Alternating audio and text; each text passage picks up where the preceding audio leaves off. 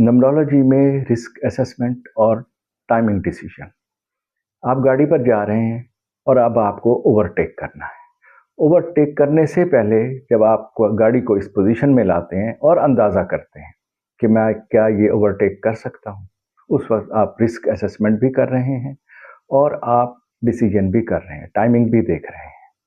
नंबरोलॉजी ये पहले से बता सकती है कि आपके अंदर किसी भी चीज़ की रिस्क मैनेजमेंट, टाइमिंग और डिसीजन करने की कितनी पावर मौजूद है और कितनी एक्यूरेट है। और अगर आप ज़िंदगी के किसी ऐसे दौर से गुजर रहे हैं जहां इन चीज़ों की ज़रूरत है, तो आप क्या रिएक्ट करेंगे। नंबरोलॉजी ये बताती है कि आपकी एनर्जीज क्या है।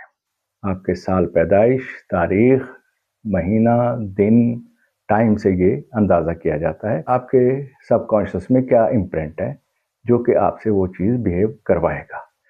तो और अगर कहीं उसमें नेगेटिविटी है तो उसको भी दुरुस्त किया जा सकता है।